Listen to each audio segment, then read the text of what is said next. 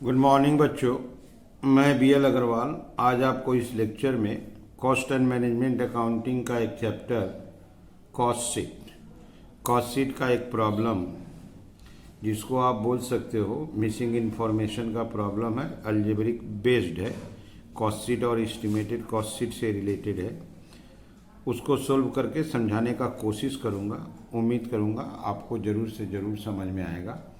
आप लोग वीडियो को पॉज करके क्वेश्चन को लिख लो जिससे कि हमारे साथ बनाने में आपको सहूलियत हो। ठीक है, ये रख दिया आपके सामने एक problem. The cost structure of an article the selling price of which is 800। ये सेलिंग प्राइस है। मटेरियल आपका 50% टोटल कॉस्ट का, लेबर 30% टोटल कॉस्ट का, तो 20% बच जाएगा ओवरहेड। प्रॉफिट देखिए दिया हुआ है 20% ऑन सेलिंग प्राइस। 800 रुपया सेलिंग प्राइस, 20% प्रॉफिट 160, तो माइनस कर देंगे टोटल कॉस्ट। मटेरियल 20% महंगा हुआ है, लेबर आपका 10% महंगा हुआ है, ओवरहेड फिक्स है। What will be the profit percentage on same selling price. अगर सेलिंग प्राइस 800 रुपया रखते हैं, टोटल कॉस्ट बढ़ा है तो प्रॉफिट कम हो जाएगा, तो वही प्रॉफिट का परसेंटेज पूछा है।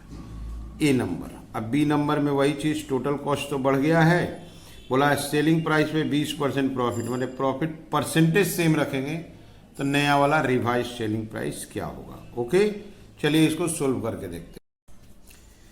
सबसे पहले सेल्स दिया हुआ है ₹800। प्रॉफिट बोला है 20% ऑन सेल 160, तो टोटल कॉस्ट हो जाएगा sale minus profit. 800 minus 160 640। Material, labour, overheads. Material आपका 50% है, लेबर आपका 30% है, तो ओवरहेड 20% होगा। ये होगा 320, 192, 128। तो आप एक बार देख लो। सेलिंग प्राइस 800, प्रॉफिट 20%, 160 माइनस करेंगे 640, मटेरियल 50, लेबर 30, बैलेंस ओवरहेड मतलब 20%। मटेरियल 20% महंगा होगा, लेबर 10% महंगा होगा, ओवरहेड सेम रहेगा, तो प्रॉफिट परसेंटेज पूछा है सेम सेलिंग प्राइस पर। और फिर पूछा कि अगर प्रॉफिट 20% रखे तो नया सेलिंग प्राइस कितना होगा। तो पहले इसको हम अपना कॉस्ट शीट में सजा लेते हैं। Material, wages, overheads. मटेरियल आया था 320, 192, 128। ये हो गया आपका total cost, add profit, balancing figure लिख लेते हैं। सेल्स 800 था, 160।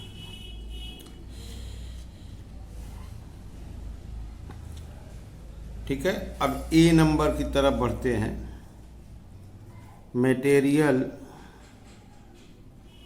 जो मटेरियल 320 रुपया का लगा था वो 20% महंगा हो जाएगा। वेजेज, जो 192 का लगा था वो 10% महंगा हो जाएगा। और ओवरहेड्स में नो चेंज, फिक्स रहेगा, दैट इज 100%। अब यहाँ पे मटेरियल था आपका 320 रुपया, 20% महंगा कर देंगे 384। लेबर था 192, 10% महंगा कर देंगे 211 रुपया लेते हैं अप्रॉक्स, इसका 128, ये देखिए टोटल कॉस्ट बढ़ गया, पहले 640 था, 723 हो गया। Add profit balancing figure sales, बोला है सेम सेलिंग प्राइस रखेंगे तो प्रॉफिट का परसेंटेज कितना होगा।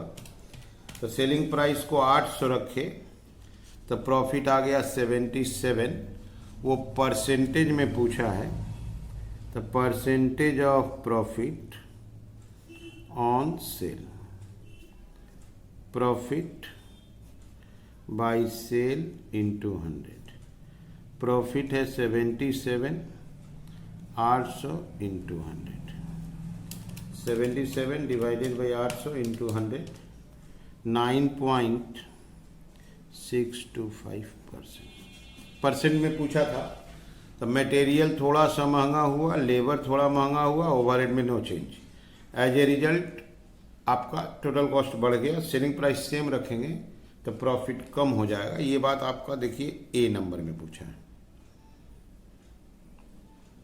अब बी नंबर में बोला है कि प्रॉफिट 20% ऑन सेल रखें तो रिवाइज्ड सेलिंग प्राइस कितना होगा। तो इसी केस में जहां मटेरियल वेजेज ओवरहेड, इसी केस में B number, material wages overheads, material 384, 211, 128, 723 total cost. Add profit 20% on selling price, selling price तो पता नहीं है तो 723 का 20/80 कर देंगे। सेलिंग प्राइस अगर 100 रुपया तो प्रॉफिट 20, तो कॉस्ट हो गया 80, तो 20/80 कर देंगे। 181 कर लेते हैं,